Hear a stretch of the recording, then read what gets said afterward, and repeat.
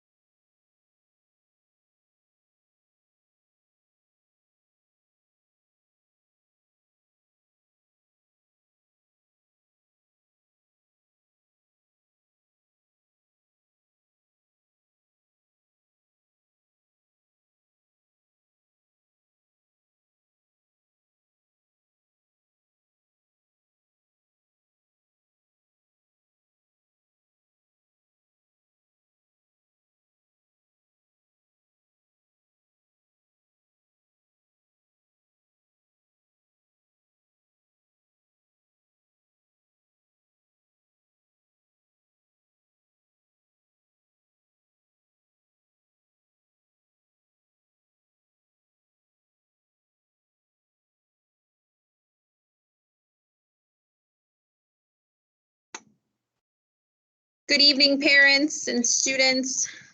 Thank you so much for joining us this evening. We hoped to be able to have a face-to-face open house. However, that's just not possible given the current conditions. So we hope that you all are able to join us for this presentation, and those that are not able to, this entire presentation will be recorded, as well as the grade level meetings and the CT and elective session as well. Turn yours down a little bit. So we'll just go ahead and get started. I have some introductions, and before that, we'll get to our school's vision statement here. So a lot of our parents are new to Eastwood Academy, so our incoming 9th grade parents may not have seen the vision up to this point. And so I want to reiterate, our vision here at Eastwood is for every one of our students to graduate meeting the eligibility requirements for entrance into a 4-year Texas university system. This is not to imply that we are trying to get each and every one of our students to go to a 4-year university if that is not their passion. Our sole goal here is to make sure that our students are finding their passion for one, right? Whatever that might be, but that they are eligible to enter these institutions if they so choose. And so you can guarantee that in each and every one of our classrooms, we will always strive for this. We are trying to teach not just the academic skills necessary for college readiness, but also those soft skills like critical thinking and problem solving. Next slide, please. All right, so we'll get into some introductions. Of course, yours truly, Principal Lyra here. And the 2 ways you can contact me, email address is perfectly fine, but for the quickest response, I recommend sending me a text message. Apple Watches are a great invention. Anytime I'm in a meeting or one-on-one having a conversation with someone, it's just a quick flick of the wrist. I can see a notification come through, and you will get the quickest response from me this way, unless I'm at my computer and those emails pop up live for me there. So get to our administrators here. Our first administrator that serves the alphabet last name A through L, Miss Dixie Morales. She also does teacher evaluations for a certain group of teachers here on campus. She's also responsible for the master schedule and student scheduling, again, serving those with last names A through L. Her email address is at the bottom there. Highly recommend taking a picture of this screen here because I'm sure that many of you will want to get in touch with her at some point. Not for schedules anymore since schedule changes are done with, but anytime your child seems to be having any kind of academic regression or troubles come up, behavioral, academic or otherwise, she will be your point of contact if your last names fall within her category. And then of course, Ms. Dixie Morales also shares her cell phone number, so feel free to text her. That's the easiest way to get in touch with her throughout the school day. Our next administrator is Mr. Caspari. Mr. Caspari is new to Eastwood Academy this school year, but he is not new to education. He will be serving all of our students whose last names are M through Z. He also does the scheduling for these students, and so I'm sure that many of you have had contact with him up to this point. If your child has been enrolled in temporary online learning, Mr. Caspari is also the contact person for these programs. He can be reached by email using the email address that's on screen, and many students have already been contacting him through our team's private chat as well. So those are always available to you. If your child is ever enrolled in Apex online for any courses through Apex, he is also the contact person for this, as well as Miss Stanley, who is our counselor. She is back from maternity leave after all. So let's go next slide. Miss Perot, you definitely want to take a picture of this slide here or write down her email address. Miss Perot is responsible for our attendance records. So anytime your child has to be absent from school for any reason at all, those excuse notes, the quickest and easiest way for us to code your child as excused is if you send an email to her.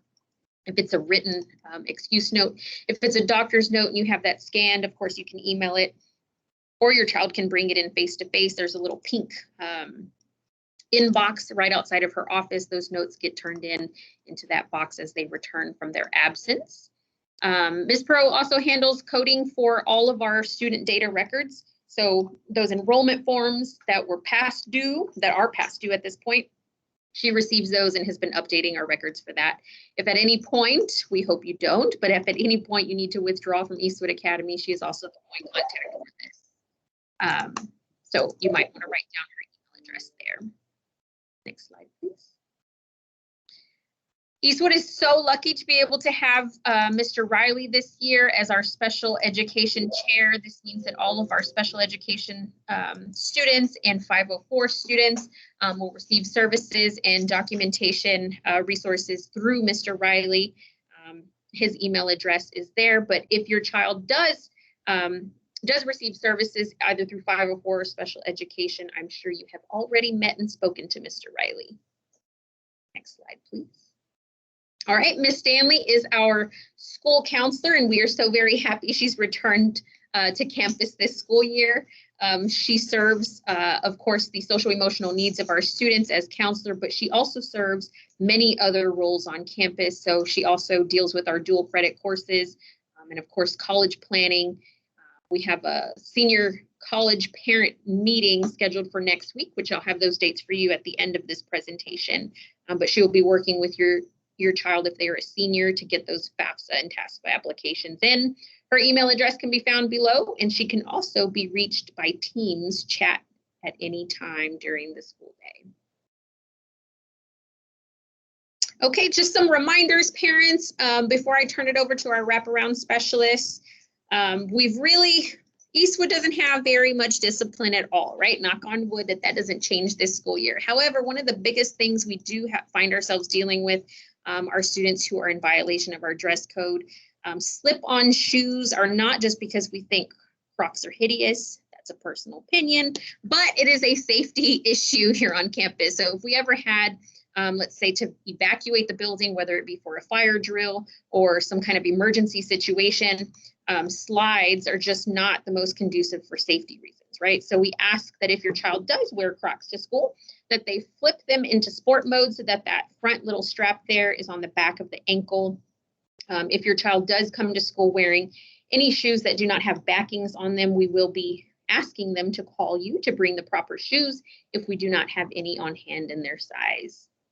Also, one of the biggest problems we have too, and I'm sure as parents, you guys are here to support us in these efforts of not wearing crop tops to school, but sometimes, well, actually, I won't say sometimes, every single incident we've had with students wearing crop tops to school and showing their entire belly have been because the child enters the doors wearing a zip-up hoodie or a large jacket of some sort, and so you may not even notice it, but once they get here, they end up taking those off. And so this is not about, objectifying any certain gender on campus. This is about upholding expectations that are appropriate to the professional and academic setting. So please be reminded and help and support us in this endeavor to make sure our students are dressed according to the dress code every school day. Okay, so now I'm going to turn it over to our wraparound resource specialist, Ms. Demetrio. We are so lucky. Every HISD campus, I believe at the high school level and otherwise, have received a wraparound resource specialist that is exclusively responsible for connecting families and students with resources that address the non-academic needs of our students. So listed below here are just some examples of what type of resources she will be connecting students to, but I will turn it over to her at this point. Thank you.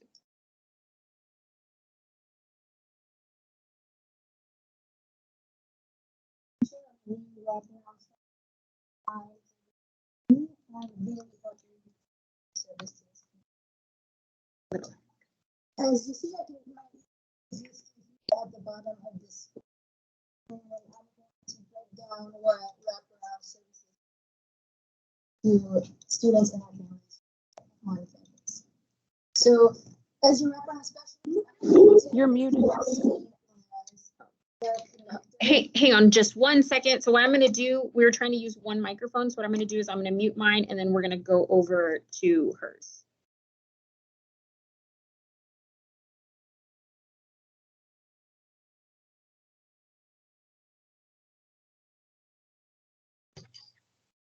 All right. So as your wraparound specialist, I would eventually like to be seen as the connector. So the connector between students, families, and the resources that the resource categories that you see up here on the screen. So I do meet the non-academic needs of students, but that can also look like supportive services in academics. So tutoring or just some extra help to get students caught up and keep them up to date with their classes. Mental and physical health, HISD partners with a lot of service providers, and I am more than happy to refer you to any mental or physical health provider that we have in our network. Basic needs, this looks like food, housing, clothing, anything that you would need for the students to feel more to feel more up to better served. Exactly. Enrichment programs. I know that HISD has a history of having, the Boys and Girls Club, and that's also hand in hand with community engagement. We want our students to be a part of the community and our community to be a part of our students' success as well. All right, so some of the types of resources that we have, like I said just a little bit ago, is financial, housing, food, and clothing. This financial part, if you ever feel like your family is struggling to meet the financial needs of your family, this can look like rental assistance, food insecurity, SNAP food benefits, gold card benefits, pretty much anything that your family would need in order for your student to be successful and for your family to just have a more cohesive connection with each other. I'm here to provide those services and those referrals to you.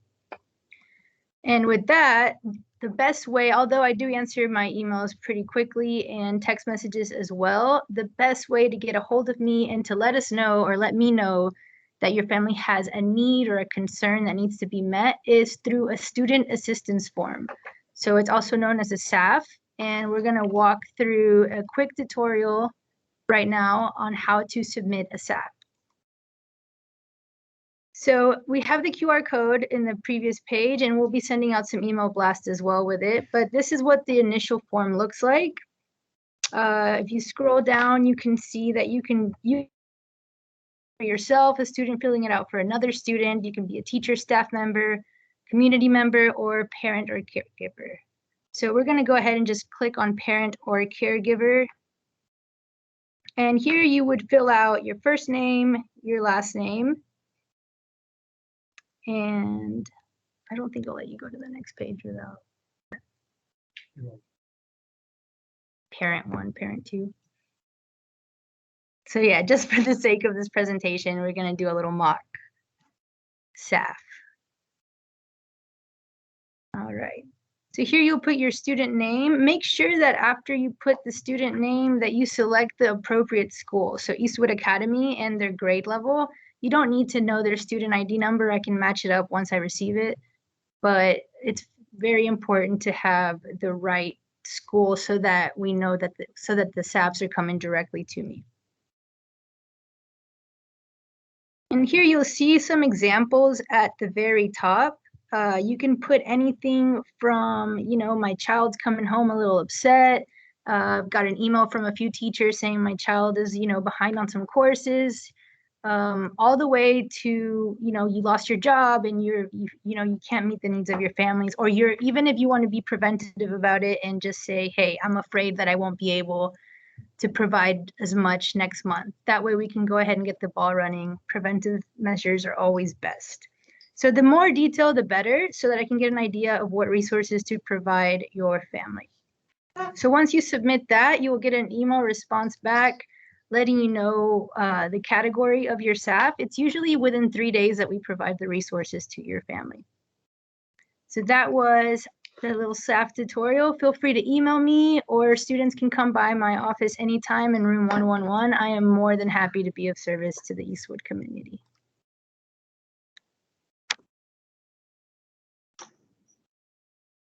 Okay, so we are super excited about having, mute this too. We're super excited about having a wraparound specialist here on campus this year. Some of our students have already stopped by the office, and you will notice, students, if you haven't been, you should stop by. It's room 111, right across from Mr. Warden. And the things that are available there are, obviously we have snacks available, so no student needs to go hungry throughout the day. Let's say that they get here late or something happens and you're not able to grab anything from the cafeteria. There's food available, or snacks available, I should say, Miss Demetrio's office. We also have some clothing available for students. Should anything happen or they're in need of clothing, we have this available. School supplies are also available. So I just, stop by if you ever need anything. No questions asked. It's just a matter of having a quick chat and saying what you're in need of, and we're here to help. Okay.